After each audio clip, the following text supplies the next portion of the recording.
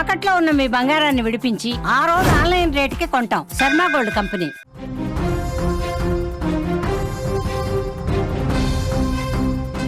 కొన్ని గొప్ప ఇన్నింగ్స్లు కేవలం పరుగుల కోసం ఆడినవి కావు, అవి ఒక యుద్ధాన్ని గెలిపించే కసితో ఆడినవి.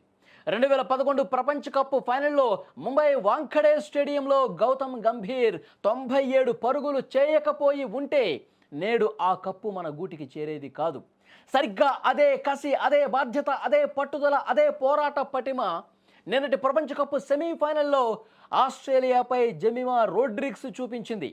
ఇప్పుడు వీళ్ళిద్దరి ఇన్నింగ్స్లను పోలుస్తూ సోషల్ మీడియాలో క్రీడాభిమానులు చర్చించుకుంటా ఉన్నారు. కొన్ని సారూప్యతలు కనిపిస్తూ ఉన్నాయి, కొన్ని పోలికలు కూడా కనిపిస్తూ ఉన్నాయి. అవి ఆసక్తికరంగా ప్రస్తుతం ప్రత్యేక కథనాలుగా బయటకు వస్తూ ఉన్నాయి. గంభీర్ 2011 ప్రపంచ కప్ ఫైనల్లో ఆడాడు. జమీమా ప్రస్తుత ప్రపంచ కప్ సెమీఫైనల్లో అద్భుతమే చేసింది. గౌతమ్ గంభీర్, జమీమా రోడ్రిగ్స్ ఇద్దరి జెర్సీ నెంబర్ 5 కావటం విశేషం. మీరు స్క్రీన్ మీద చూస్తూ ఉన్నారు. ఇద్దరు గంభీరు, జమీమా ఇద్దరూ కూడా 5వ నంబర్ జెర్సీతో ఆడారు. 2011లో వరల్డ్ కప్, ప్రపంచ కప్ మనం సొంతం చేసుకున్నటువంటి ఆ ఆటలో గౌతమ్ గంభీర్ అద్భుతమైనటువంటి ఆట ఆడాడు. ఫైనల్లో అద్భుతంగా ఆడి జట్టును గెలిపించడంలో కీలక పాత్ర పోషించాడు. అతని జెర్సీ నంబర్ 5, అది కూడా వరల్డ్ కప్ ఫైనల్ మ్యాచ్. ఇప్పుడు జమీమా ఆడింది కూడా world cup match, semifinal match. ఇద్దరు కూడా ఆ జెర్సీ నెంబర్ 5 కావటం ఒక సారూప్యత, ఒక పోలికగా చెప్తా ఉన్నారు. రెండు ఒత్తిడితో కూడినటువంటి నాకౌట్ మ్యాచ్లే. ఎందుకంటే గెలిస్తేనే ఫైనల్కి వెళ్తాం, గెలిస్తేనే కప్పు కొడతాం. ఇలాంటి నాకౌట్ మ్యాచ్లో చాలా అద్భుతంగా పోరాటం చేసినటువంటి పరిస్థితుంది.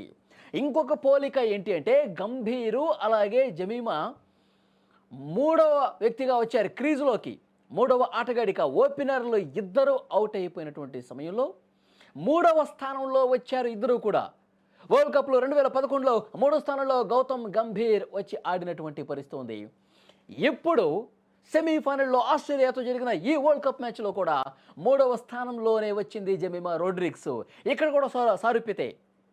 ఇంకొక అద్భుతమైనటువంటి పోలిక ఏంటి అంటే ఇద్దరి జెర్సీలు ఒక్కసారి చూడండి. మట్టి అంటుకొని ఉన్నాయి.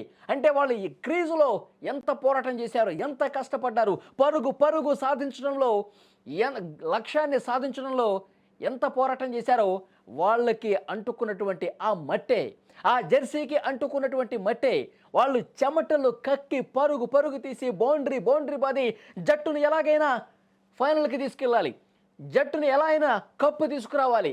ఈ ఉద్దేశం, ఈ లక్ష్యం ఎంత స్పష్టంగా కనిపిస్తుంది చూడండి. వాళ్ళ జెర్సీ నెంబర్ 5, వాళ్ళు 3వ స్థానంలో వచ్చారు. అద్భుతంగా ఆడి చెమటోడ్చి పరుగులు తీసి మట్టిలో పడిపోయేవాళ్ళు. ఒక్కొక్క పరుగు కోసం ఎక్కడ మనం రన్అట్ అవుతామన్న ఉద్దేశంతో పరిగెత్తుకుంటూ మళ్ళీ బ్యాటు క్రీజులో పెట్టడానికి ఒక పెద్ద పోరాటమే చేయాల్సిన పరిస్థితి వస్తుంది. ఎందుకంటే ఆస్ట్రేలియా ఫీల్డింగ్ చాలా బాగుంటుంది. అప్పుడు శ్రీలంక కూడా వాళ్ళు కూడా కప్పు కొట్టాలన్న లక్ష్యంతోనే ఆడతారు కదా. వాళ్ళు కూడా ఫీల్డింగ్ చాలా బాగా చేశారు. బౌండరీలు పోతున్నటువంటి బాల్స్ని వెంటనే ఆపేసి కీపర్కి బాల్ విసిరేయటం, ఎక్కడ మనం రన్అట్ అవుతామని చెప్పి చాలా వేగంగా చిరుతల్లాగా పరిగెడుతూ, వికెట్ల మధ్య చిరుతల్లాగా పరిగెడుతూ వాళ్ళు క్రీజ్ దగ్గర పడిపోయినటువంటి సందర్భాలు ఎన్నో ఉన్నాయి. ఒక్కొక్క పరుగు కీలకమే. అలాంటి పరుగులు తీసే క్రమంలో, కింద పడుతున్నటువంటి క్రమంలో ఆ చెమటకి ఆ మట్టి అంటుకున్నటువంటి ఆ జెర్సీలు వాళ్ళ పడినటువంటి కష్టానికి నిదర్శనంగా మారుతున్నటువంటి పరిస్థితి ఉంది. చాలా స్పష్టంగా మీరు ఆ దృశ్యాలు చూస్తూ ఉన్నారు. 3వ స్థానంలో వచ్చి 5వ నెంబర్ జెర్సీ వేసుకొని చెమటలు కక్కుతూ మట్టి అంటుకున్న ఏమాత్రం కూడా లెక్క చేయకుండా లక్ష్యం వైపు దూసుకెళ్ళినటువంటి పరిస్థితి ఉంది. ఇంకొక సారూప్యత ఏంటంటే వీళ్ళిద్దరూ కూడా జట్టు కష్టాల్లో ఉన్నప్పుడు క్రీజులోకి వచ్చారు. ఓపెనర్లు ఇద్దరు అవుట్ అయిపోయినప్పుడు, లక్ష్యం పెద్దగా ఉన్నప్పుడు క్రీజులోకి వచ్చినటువంటి పరిస్థితి ఉంది. నిన్న ఆస్ట్రేలియాతో 330కి పైగా పరుగులు చేసినటువంటి ఆస్ట్రేలియా మీద మనం అద్భుతమైన విజయం సాధించాలంటే చాంతాడు ఉంది. పరుగులు కొట్టే లక్ష్యం అంత పెద్దగా ఉంది. ఒక్కొక్క వికెట్ పడుతున్నటువంటి క్రమంలో అభిమానుల గుండెలో జల్లుమంటోంది. మనం గెలవగలమా, మనం పోరాటం చేయగలమా, మనం విజయం సాధించి ఫైనల్కు దూసుకెళ్ళగలమా, ఎన్నో అనుమానాలు. వాటన్నింటినీ పటాపంచలు చేస్తూ జట్టు కష్టాల్లో ఉన్నప్పుడు అసలైనటువంటి ఆట తీరును ప్రదర్శించే జమీమా రోడ్రిగ్స్ అభిమానుల్లో ఆనందాన్ని తీసుకొచ్చింది. కష్టాల్లో ఉన్నప్పుడు కదా ఆదుకుంటే కదా మన మన స్టామినా ఏంటో తెలిసేది, మన సత్తా ఏంటో తెలిసేది, మన సామర్థ్యం ఏంటో తెలిసేది.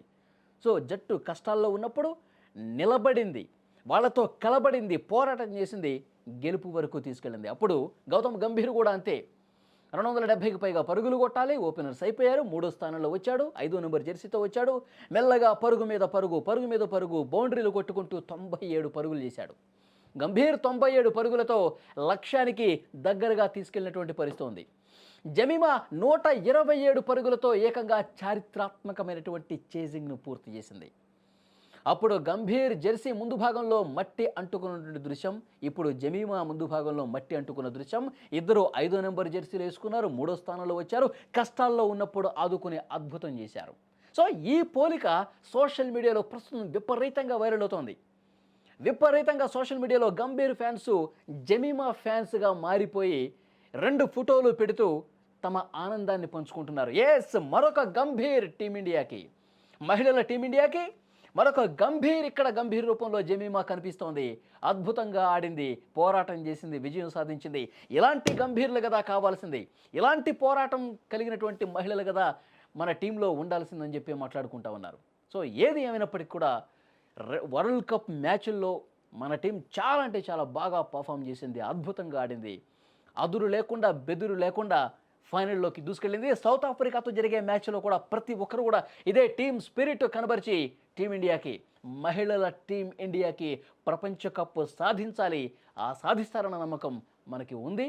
సో ఆ కాన్ఫిడెన్స్ ఇప్పటికే కనిపిస్తుంది. కప్పు గెలిచినంత పనైంది. ఇప్పుడు సెమీఫైనల్లో గెలిస్తే మనం కప్పు గెలిచేసినట్టే సంబరాలు చేసుకుంటా ఉన్నాం.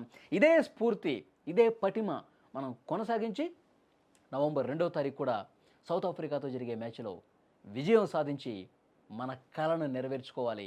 మహిళల టీం అంటే అద్భుతం చేసిందని చెప్పి మరొకసారి రుజువు చేసుకోవాలి. సుమన్ టీవీ కూడా మహిళల టీంకి, వరల్డ్ కప్లో ఆడుతున్నటువంటి ప్రస్తుత టీంకి కంగ్రాట్స్ చెప్తూ నవంబర్ 2వ తారీఖు ఫైనల్ మ్యాచ్ కూడా ఆల్ ది బెస్ట్ చెప్తుంది. మనం ఎట్టి పరిస్థితుల్లో కప్పు కొట్టేశాం, కప్పు మనదే, ఇంకా సంబరాలు చేసుకోవడానికి సిద్ధంగా ఉండాలి.